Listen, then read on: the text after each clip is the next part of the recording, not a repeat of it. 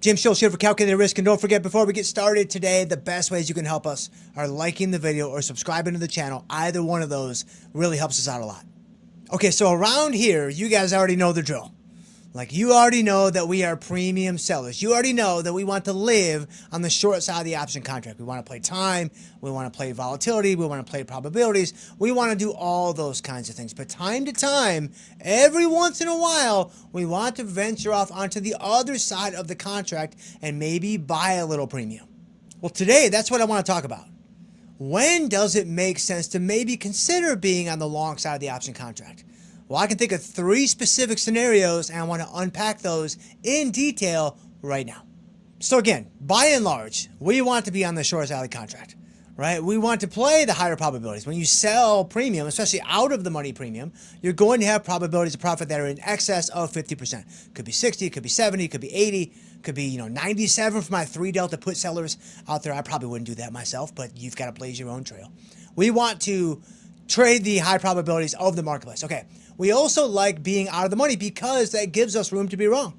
That gives us a little bit of buffer and a little bit of wiggle room on the position when it comes to not needing to be right historically. And then lastly, we've got the implied volatility, overstating realized volatility on average over time. Doesn't happen every single time, of course, but that is what we're hanging our hats on. So when it comes to why we're on the short side of the contract, those are the main reasons why. But when does it make sense to be on the long side of the contract? Well, here's the first scenario.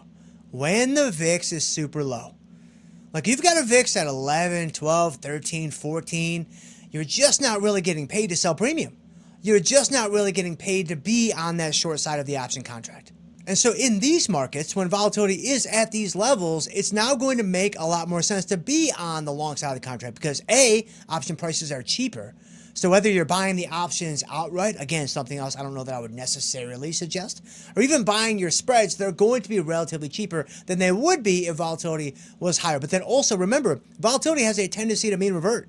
Like, volatility has a tendency to move back towards its long run average. So with a long run average VIX at like maybe 16, 17-ish, when you've got a VIX at 13, 14, like, there's some upward pressure for volatility to expand. Now, volatility can live on the lower end of the range for a very, very, very, very, very, very, very long time. And so it doesn't mean that it's going to revert back, today or tomorrow or the next week. But statistically, this is a decent time to take a shot by buying premium and playing for that volatility expansion. Okay, so scenario number 2, earnings. Right? If you've been around the tasty world for any length of time, you know we love to trade earnings. There's high volatility, there's lots of movement, lots of action, and honestly, it's just fun. Like, you want to do something in your favorite stock, you want to do something in, some hot stock in the marketplace, you want to take a shot, whatever, upside, downside, doesn't matter. It's fun, it's engaging to trade earnings. Well, earnings can be a little, I don't know, man. I mean, it can be a little crazy, right? The moves after an earnings event can be rather significant. So it can make a whole lot of sense to maybe buy options going into earnings rather than selling options. By and large, we do think the opportunity is still on the short side of the contract, even for earnings announcements. But I respect the fact that some people might look at the scenario and the situation and say, man, I'm looking at AMD earnings. I'm looking at Amazon earnings. Hey, maybe you're trading NVIDIA earnings. And you're like, hey, I don't want to do this from the short side. I would much rather do this from the long side. That's totally fair. That's very reasonable. That's going to be a great time and a great scenario for you to lean into the long side of the options contract and consider buying some premium. You could buy vertical spreads. Hey, you could buy expected move, butterfly, shout out to yesterday's calculated risk. You could buy a lot of different strategies, diagonals, calendar spreads even, around earnings and play that long side of the option contract in a much more controlled way. Okay, scenario number 3.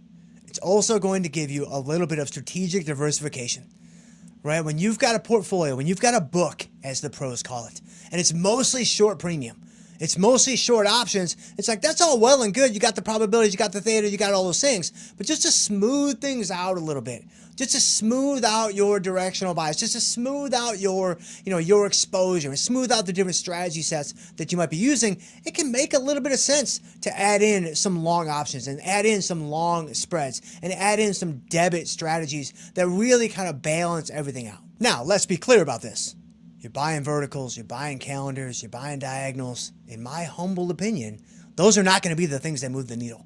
those are not going to be the things that ultimately kind of get you where you're trying to go. And so we can't expect too much out of our long premium strategies and put too much pressure on them to carry the load and carry the weight. That's what the short premium is supposed to do. And so it definitely allows us to strategically diversify, but we just have to temper our expectations. Make sure that we're not asking too much out of these strategies, things that they were really never intended to do. Because remember, when you buy options, especially naked options, but oftentimes even with spreads, what are you giving up? What are you sacrificing? What are the gotchas, as they say?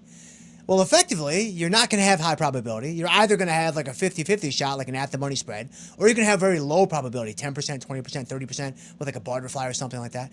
And you also don't have time working for you.